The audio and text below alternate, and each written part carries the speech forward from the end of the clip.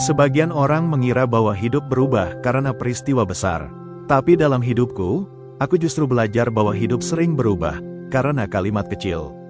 Kalimat seperti, saya tidak mampu membeli itu. Atau, itu mahal sekali, saya tak sanggup. Kedua kalimat itu terdengar biasa saja. Seperti ucapan sehari-hari, nyaris tak berarti. Tapi jika kau ulang terus-menerus, tahun demi tahun, kalimat itu tumbuh menjadi kepercayaan. Kepercayaan itu lalu menjadi lensa yang kau gunakan untuk melihat dunia. Itulah yang terjadi pada ayah kandungku. Setiap kali kami melewati toko sepeda mahal, atau melihat iklan rumah baru di koran, ia akan menghela napas dan berkata, kita tidak mampu itu, nak. Aku mengerti maksudnya baik. Ia ingin realistis. Ia tidak ingin memberi harapan palsu. Tapi yang ia tanamkan, tanpa sadar, adalah, kita tidak mampu. Dan kalimat itu, dari waktu ke waktu, mulai membentuk pikiranku sendiri. Sebaliknya, ayah kaya, yang bahkan lebih tidak mampu, secara pendidikan formal, tidak pernah menggunakan kata-kata seperti itu.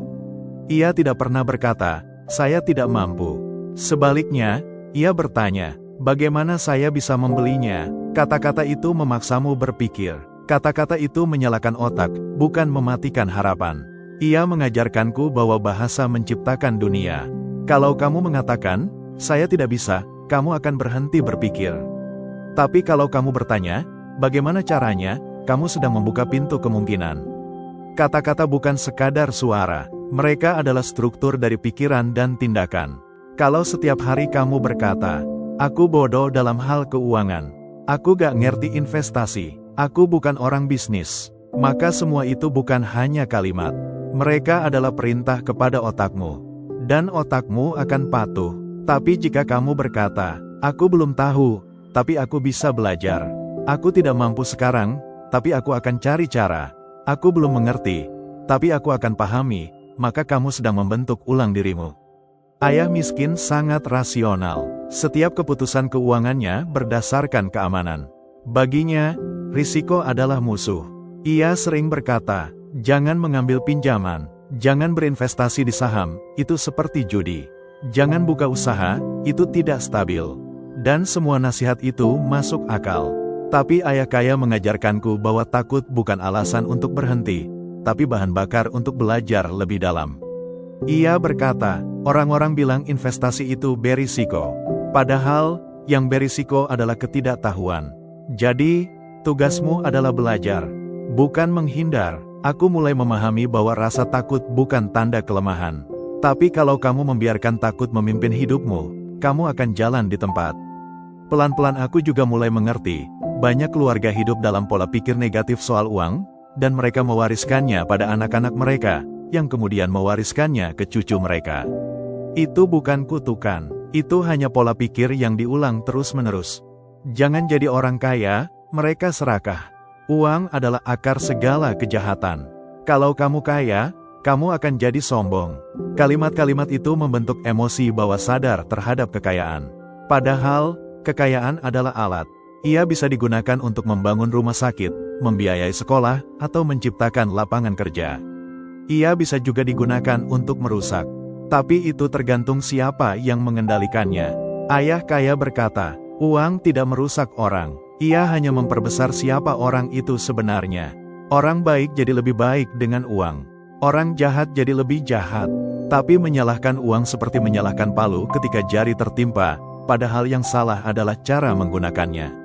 Ayah kandungku, dalam segala kebaikannya, menanamkan satu beban yang tidak disadari, beban takut gagal. Ia sangat takut untuk gagal, sampai-sampai lebih memilih jalan yang aman, meski penuh tekanan. Jangan main-main dengan uang, pilih karir yang jelas masa depannya. Jangan ambil resiko, fokus di pekerjaan tetapmu. Aku tumbuh besar dengan keyakinan bahwa aman lebih baik dari bebas. Sampai suatu hari, aku mendengar ayah kaya berkata, keamanan bisa menjadi jebakan. Kebebasan menuntut keberanian, tapi ia memberi pilihan. Kalimat itu membalikkan duniaku. Siapa yang sebenarnya sedang menulis cerita hidup kita? Sore itu, aku menatap langit Hawaii yang mulai memerah. Di pangkuanku ada dua buku catatan kecil. Satu berisi nasihat dari ayah kandungku, satu lagi kutulis sendiri, berisi catatan kecil dari pelajaran bersama ayah kaya. 2. Kitab Hidup. 2 arah. Aku bertanya pada diriku sendiri, siapa yang sedang menulis cerita hidupku? Apakah aku sekadar mengikuti skrip yang diwariskan padaku? Atau aku bisa menulis ulang dengan kesadaranku sendiri? Ayah miskin tidak salah. Ia hanya mengikuti apa yang pernah diajarkan kepadanya. Tapi kini aku tahu, aku punya pilihan. Aku bisa menjadi sadar. Dan dengan kesadaran, aku bisa memilih narasi baru. Aku bisa mengganti, saya tidak bisa, menjadi, saya akan cari cara. Kalimat yang kita ucapkan hari ini akan menjadi kehidupan yang kita jalani besok. Sekolah seharusnya menjadi tempat yang menjawab pertanyaan hidup. Tapi semakin aku duduk di bangku kelas, semakin aku sadar bahwa satu pertanyaan paling penting justru tak pernah dibahas. Bagaimana cara mengelola uang? Setiap hari, kami belajar matematika, sejarah, ilmu alam, dan bahasa Inggris. Kami belajar rumus, teori, dan peristiwa masa lalu. Tapi tak sekalipun aku mendengar kata aset, investasi, atau cash flow disebut oleh guru. Padahal ketika orang dewasa keluar dari dunia sekolah, mereka tidak langsung berurusan dengan soal trigonometri. Mereka berurusan dengan tagihan, sewa rumah, utang kartu kredit, pajak penghasilan, cicilan mobil, harga bahan pokok, dan pada akhirnya, kebebasan atau keterikatan. Anehnya, semua itu tidak diajarkan di ruang kelas. Aku mulai merasa ada yang aneh. Semakin lama aku belajar dari dua ayahku, semakin aku sadar bahwa sistem pendidikan dibentuk bukan untuk melatih kita menjadi mandiri, tapi untuk membuat kita terlalu bergantung. Ayah miskin, yang sangat percaya pada sistem, mempercayakan hidupnya pada gaji bulanan. Ia menabung, berharap pensiun aman, dan bergantung pada jaminan pemerintah. Tapi ayah kaya berkata, sekolah mengajarkanmu menjadi karyawan yang baik, tapi tidak mengajarkanmu menjadi pemilik. Ketika kita diajarkan untuk mencari pekerjaan, bukan menciptakan pekerjaan, kita sebenarnya sedang dilatih untuk menukar waktu dengan uang. Padahal waktu adalah aset paling berharga yang tak bisa dikembalikan. Aku mulai bertanya-tanya, mengapa tidak ada pelajaran tentang membuat bisnis? Mengapa tidak ada pelajaran tentang pajak, tentang investasi, tentang risiko dan pengelolaan kekayaan? Jawabannya menamparku dalam satu kalimat dari ayah kaya. Karena sistem tidak diuntungkan jika kamu terlalu cerdas soal uang. Ketika kami membersihkan rak toko, saat tangan kami berdebu dan pakaian bau gudang, ayah kaya mengajarkan kami prinsip dasar kekayaan. Bukan dengan grafik atau slide presentasi, tapi dengan pertanyaan tajam. Apa yang terjadi kalau kalian berhenti bekerja sekarang? Apa uang kalian tetap masuk? Kami menjawab, tidak. Ia tersenyum dan berkata, itulah bedanya pendapatan aktif dan pendapatan pasif. Orang kaya membangun sistem yang tetap berjalan walau mereka tidur. Orang miskin hanya tahu bekerja. Dari sana, kami diajarkan membuat ide sederhana, menyewakan sudut toko untuk komik usang yang bisa dipinjam anak-anak. Kami membagi keuntungan dengan pengelola rak dan mulai mendapat pendapatan harian, tanpa harus selalu bekerja. Untuk pertama kalinya dalam hidupku, aku melihat konsep uang bekerja untuk kita jadi nyata. Dan yang lebih mengejutkan, semua itu tidak diajarkan oleh guru di sekolah. Ayah miskin selalu berkata, pendidikan adalah jalan keluar dari kemiskinan. Tapi ayah kaya menambahkan, pendidikan benar, tapi hanya kalau kamu juga diajarkan kecerdasan finansial. Berapa banyak lulusan universitas top yang hidup dalam lilitan utang? Berapa banyak orang bergelar master atau doktor yang tak punya tabungan pensiun? Bukan karena mereka bodoh, tapi karena sistem pendidikan yang mereka jalani tidak pernah menyentuh aspek paling praktis dalam hidup. Aku mulai menyadari bahwa gelar tidak menjamin pemahaman. Ijazah tidak otomatis berarti kebebasan.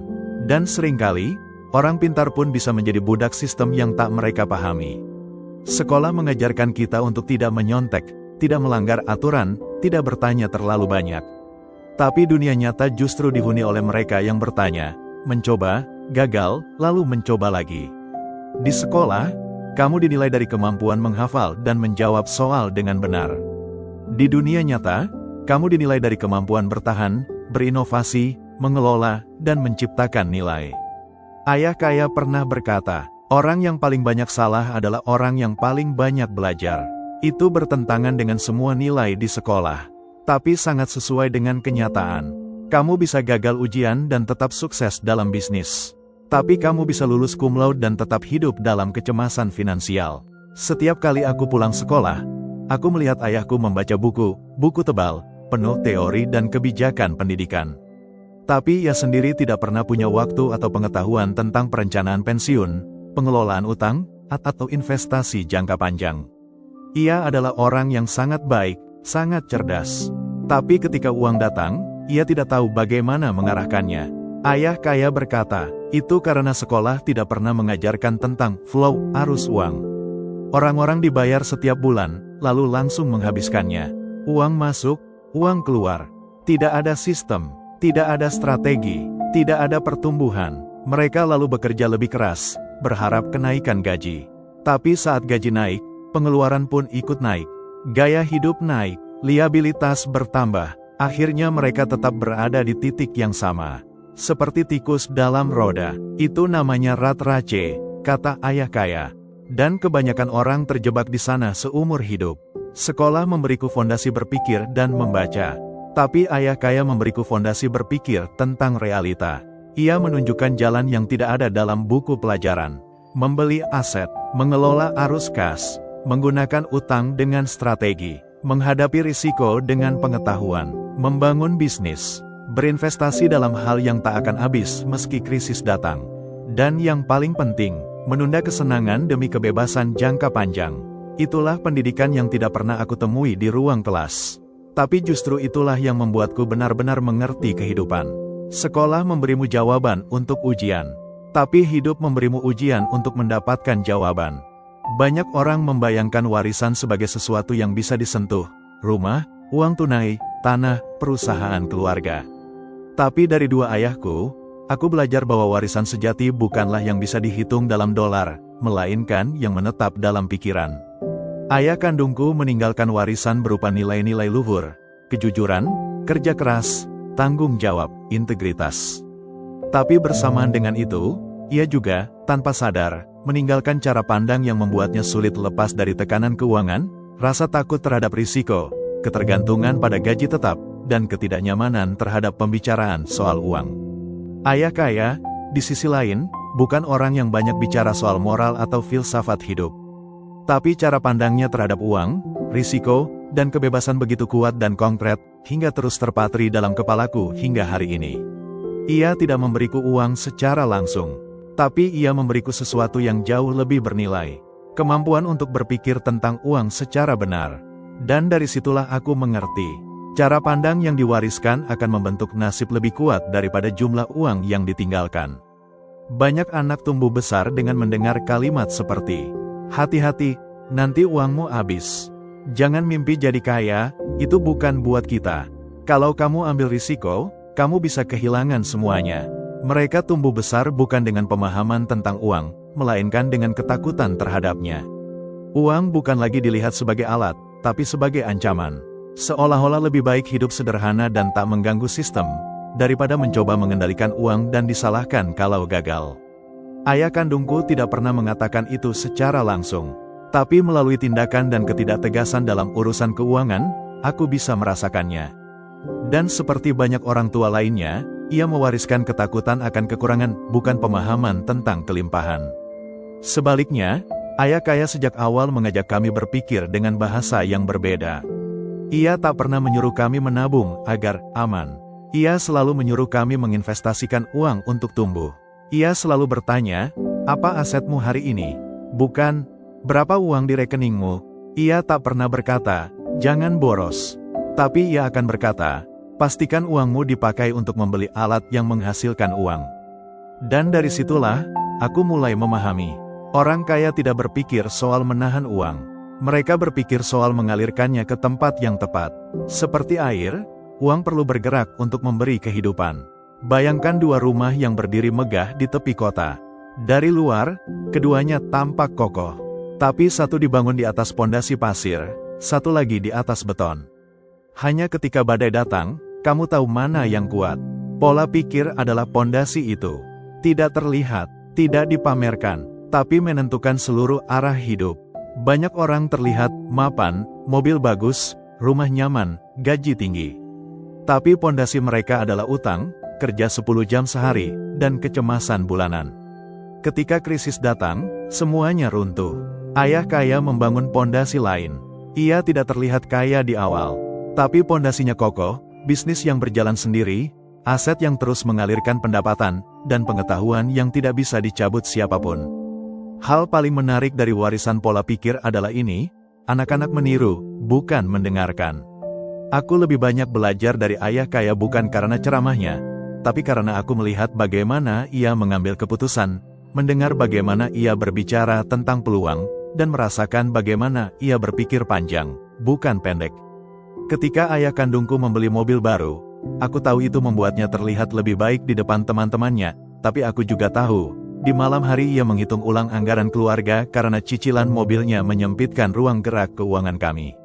Ketika ayah kaya membeli ruko kecil di pinggiran kota, tak ada yang terkesan. Tapi 2 tahun kemudian, aku melihat bagaimana sewa dari ruko itu cukup untuk membiayai sekolah 3 orang anak. Itu pelajaran nyata. Hal paling membebaskanku dalam belajar dari 2 ayah ini adalah satu kesadaran penting. Menjadi miskin mungkin bukan pilihanmu, tapi tetap berpikir miskin itu adalah keputusan. Kamu tidak harus punya jutaan dolar untuk mulai berpikir layaknya orang kaya. Yang kamu butuhkan adalah niat untuk belajar, keberanian untuk bertanya, dan kerendahan hati untuk melihat bahwa mungkin, selama ini, pola pikir kita tentang uang keliru. Karena saat kamu mengubah cara berpikirmu, kamu sedang mengubah jalur hidupmu. Dan perubahan itu bisa dimulai hari ini, bukan setelah gajimu naik, bukan setelah kamu lunasi utang, tapi sekarang. Di satu titik dalam hidupku, aku melihat ayah kandungku menderita. Ia kehilangan pekerjaan menjelang masa pensiun. Ia kebingungan mencari arah. Ia merasa tidak berguna, meski selama puluhan tahun ia mengabdi. Saat itu, aku menangis diam-diam. Bukan karena malu, tapi karena aku melihat realita pahit, sistem tidak setia pada mereka yang taat. Aku bersumpah pada diriku sendiri. Aku akan belajar, aku akan membuat uang bekerja untukku. Aku akan membangun aset, aku akan berpikir panjang, aku akan bebas. Bukan demi kesombongan, tapi demi keamanan yang sejati. Karena keamanan sejati bukanlah gaji tetap. Keamanan sejati adalah kemampuan memahami dan mengelola uang dengan cerdas. Kita semua mewarisi sesuatu, tapi kita bisa memilih, apakah kita meneruskan ketakutan, atau memulai keberanian yang baru. Aku masih ingat kegagalan pertamaku. Waktu itu aku dan Mike mencoba bisnis kecil meminjamkan komik bekas dari toko ayah Mike. Kami mengatur semuanya, rak kecil tersembunyi di sudut, tarif sewa murah, dan jam buka di luar jam sekolah. Awalnya berjalan baik, teman-teman mulai datang, membayar beberapa sen untuk duduk dan membaca.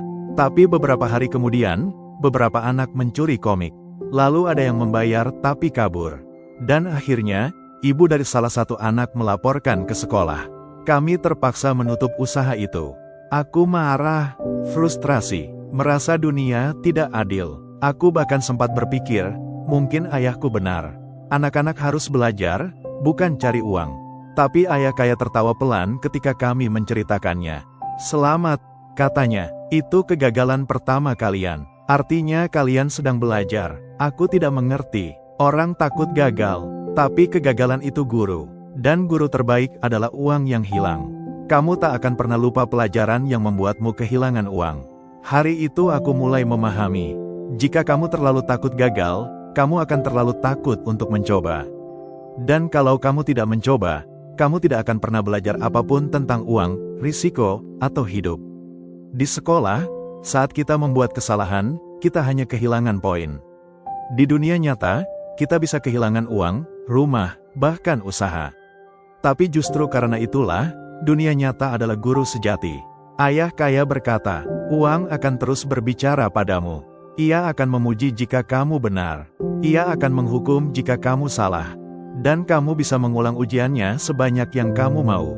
Dalam dunia uang, tidak ada kelulusan permanen. Kamu bisa naik hari ini, jatuh besok. Kamu bisa untung besar, lalu rugi lebih besar. Tapi kamu tidak harus kalah. Karena setiap kegagalan bisa jadi pondasi untuk keberhasilan, jika kamu cukup rendah hati untuk belajar darinya. Ayah kandungku menghindari risiko sebisa mungkin. Ia tidak pernah berinvestasi, tidak pernah membuka usaha, bahkan tidak pernah bertanya bagaimana cara uang bekerja. Alasannya sederhana, aku tidak mau kehilangan uang. Tapi ironisnya, Justru karena terlalu takut kehilangan uang, ia tak pernah bisa mengumpulkan cukup untuk pensiun dengan tenang. Ia bekerja sampai usia tua. Ia bergantung pada jaminan sosial dan bantuan kerabat. Ayah kaya menjelaskan, kehilangan uang itu menyakitkan, tapi kehilangan waktu dan potensi jauh lebih menyakitkan. Jika kita terus menunggu waktu yang aman, kita akan kehilangan seluruh waktu kita. Jika kita terus menunggu kepastian, kita tak akan pernah memulai apa-apa. Dan dalam dunia nyata, tidak melakukan apa-apa adalah keputusan yang paling berisiko. Pelajaran dari ayah kaya sangat teknis namun sederhana. Ketika kamu rugi, analisis kenapa. Ketika kamu gagal, tuliskan di mana kesalahanmu. Ketika kamu kehilangan uang, jangan hanya menangis, belajar dari alirannya. Baginya, gagal bukan soal nasib buruk, tapi soal data. Setiap orang sukses yang kamu lihat hari ini pernah gagal berkali-kali. Bedanya, mereka tidak lari dari kegagalan. Mereka menggunakannya sebagai catatan perbaikan. Di saat orang lain malu karena rugi, orang cerdas keuangan sibuk membuat strategi pemulihan. Salah satu momen paling membuka mataku adalah ketika ayah kaya berkata, kebanyakan orang tidak takut uang. Mereka takut ketidaktahuannya sendiri tentang uang. Ketika aku menghindari belajar tentang pajak, aku justru tertabrak denda. Ketika aku menunda membaca laporan keuangan, bisnisku merugi karena arus kas negatif. Dan ketika aku tidak tahu cara membuat aset bekerja, aku bekerja terlalu keras dan kehilangan waktu bersama keluarga. Semua itu membuatku sadar, takut belajar soal uang akan membuatmu membayar lebih banyak dengan waktu, tenaga, dan hidupmu sendiri. Kita hidup di dunia yang berubah cepat. Hari ini teknologi, besok inflasi, lusa krisis. Orang yang tidak siap akan panik. Tapi orang yang pernah gagal, pernah rugi, dan pernah bangkit akan lentur. Ayah kaya menyebut ini sebagai mental antifragile, bukan hanya kuat, tapi semakin kuat setiap kali diuji. Orang seperti ini tidak takut keruntuhan pasar, karena mereka tahu, mereka pernah jatuh, dan tahu cara bangkit. Kekayaan bukan seberapa banyak uangmu, tapi seberapa cepat kamu bisa pulih saat semuanya hilang, katanya. Dan itu hanya mungkin kalau kamu punya sejarah kegagalan yang kamu pelajari dengan jujur.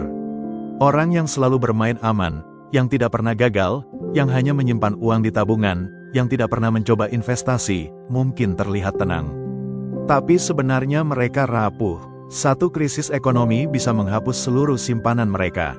Satu pemutusan hubungan kerja bisa membuat mereka kehilangan seluruh pendapatan. Dan karena mereka tak pernah gagal sebelumnya, mereka tak tahu cara menghadapinya. Ayah kaya berkata, lebih baik kamu rugi saat muda dan belajar cepat, daripada takut rugi dan belajar terlambat. Kegagalan finansial tidak hanya tentang angka. Ia memantulkan siapa kamu sebenarnya. Ketika kamu rugi, apakah kamu menyalahkan orang lain?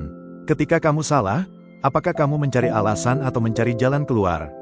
Ketika kamu takut, apakah kamu berhenti atau kamu belajar lebih keras? Uang adalah alat, tapi juga cermin. Ia menunjukkan siapa dirimu saat kamu tak punya apa-apa. Dan dari sanalah kamu bisa memilih. Tetap hidup dalam ketakutan dan menyalahkan, atau berubah dan mengendalikan. Uang akan mengajarkanmu, asal kamu bersedia membayar biaya sekolah dalam bentuk kegagalan. Sejak kecil, kita diajarkan untuk bekerja keras. Dapat nilai bagus, lalu cari pekerjaan yang stabil.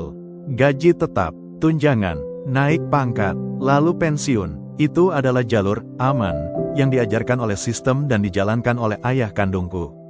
Belajarlah yang rajin supaya bisa masuk universitas bagus dan dapat pekerjaan baik, katanya berulang-ulang. Dan memang itu yang ia lakukan. Ia bekerja keras, mendaki struktur birokrasi pendidikan, jadi kepala dinas, dihormati banyak orang.